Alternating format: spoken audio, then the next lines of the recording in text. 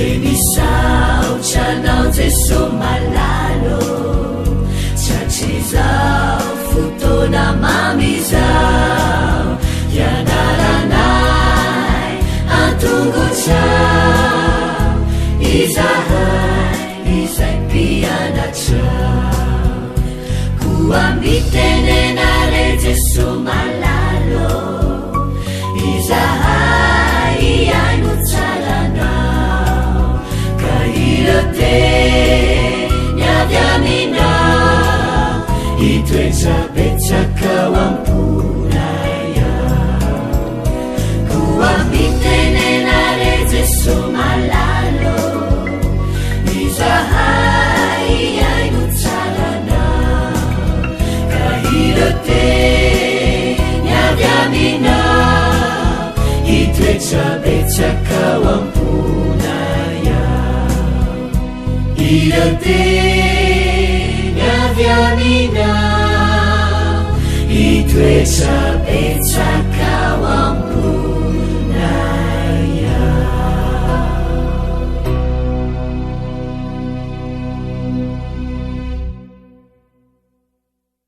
Faly miarabantsika tsirairay avy indray tonga eto amin'ny fandraisana ny lesona ho an'lehibe sika amin'ity anio ity mankafaliana sy momba-pirariantso ary mirary ny fahasoavan'ny tompo anenika ny fiainam-panahinao ka ampitombo izany ho amin'ny famasinana hatrany alohan'ny deratsika amin'ny lesona anio dia vavaka isika raha nahay tsara indrizindanitro mbola misaotra anao indray izay satria nomena izao fotoana izao ahafahanay mandinika ny teninao ahafahanay mandray ny fahasoavanao ahafahanay ihany koa alala ny fahamarinana hatrany dia mibabika eto aminao izay matsiaro diso matsiaro tsy mendrika fa ho tanay tokoa no efitra mampisaraka anay aminao ka mangataka aminao mba nafoana izany ankehitrio ary ihany koa ahafahanay mifandray anao bebe koa tenena rehefa voninkenao anao izahay aminaran'i Jesosy amen.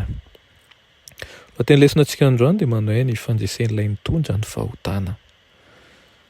Izao mivoasoratra amin'ny boky ny fanahy faminaniana manao hoe ahasoantsika ny andaniadin'ny ray isan'andro eritreretana sy andaninana fiainan'i Kristy.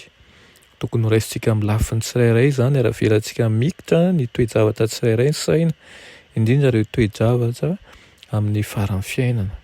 Efa mandinika maharitra toy izany ny sorona lehibe nataonao antsika isika dia miha-matanjaka ny fahatokiantsika azy, miha-lehibe ny fitiavantsika ary ho voton'ny fanahiny lalindalina kokoa isika. Raha tiantsika ny ho voavonjy amin'ny farany dia tsy maintsy mianatra ny lesona fibebahana sy ny fanetretena eo am-poditry ny hazo fijaliana isika. Niantona teo amin'ilay hazo mitambovoka ny zanak'Andriamanitra madio sy tsy misy tsiny, rojojojo ny kapoka ny nofiny ireo tanan'izay nitsotra mandrakariva mba hita dia voafatsika teo amin'ny hazo. Ny tongony izay tsy nety sasatra tamin'ny fanimpom-pitiavana dia voafantsika ihany koa. Voatrapatrapaky ny satso-tsilo ilay loha mendrika mpanjaka. Ireo molony nangofotra dia nandefa antso feno fangiry firiana izay rehetra ny aretany.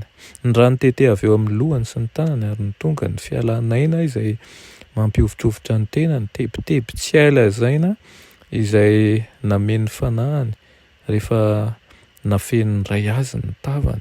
Ireny rehetra ireny dia miteny amin'ny zanak'olombelona tsirairay fa hoe ho anao no nanaiky ny zanak'Andriamanitra hitondra an'io enta-mavesatra ny fahadisoana io. Ho anao no namaboan'ny fahafatesana sy namohan'ny varavaran'ny paradisa. Tsy natolotry Kristy ny ainy raha tsy vitany ny asa izay nahatongavany.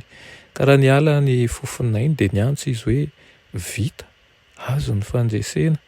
Ny tanany ankavanana sy ny sandran'ny masina no nahavitany famonjena, natsatony teo amin'ny fitoerana avy mandrakizay ny fanevany amin'ny mahampanafika mandresy azy. Moa ve tsy nisy fifaliana teo amin'ny anjely, niara-nioby ny fandresen'ny mponina ny lanitra manontolo. Resy Satana ary fantany fa very ny fanjakany. Ho an'ny anjely sy ho an'ireo izao tontolo izao izay tsy lavo dia nisy heviny lalina ny antsoantso hoe vita ho azy a toy no atsika ihany koa dia nilaza zany fa tanteraka ny asa lehibe fanavotana nandray ny anjara niaraka tamintsika tamin'ny vokatry ny fandresen'i Kristy izy raha tsy teo amin'ny fahafatesan'i Kristy a dia tsy niseho mazava tamin'ny anjelona tamin'ireo zao tontolo izao izay tsy lavo ny toetra mampanahy Satana nanafy ny tenany tamin'ny fitaka ilay lohan'ny mpihemotra ka na dia ireo masina aza tsy nahazo ny foto-kevitra narosony tsy hitan'izy ireo mazava ny toetra ny fikomiana fa ankehitriny kosa ilay Andriamanitsika nitondra fandresena ho antsika ka zany no fifaliana lehibe satria zanaky ny mpandresy tokoa isika. Amen. Ry tompo be fitiavanao ray ny fandresena misaotra anao izay satria novidianao manokana ihany koa nraisinao ho zanakao. Misaotra ihany koa manome fandresenao fandresenay nisy olony hotanay ianao ka ankehitriny dia olona afaka noho ny aminao koa tehirizy ao ambalanao ny tsirairay avy ary mangataka aminao raha misy aminay eto izay fa niala ny amin'ny lalana napetraka ao dia ankareziny fony mba hiverenany indray amin'ny lalana marina anaran'i Jesosy. Amen.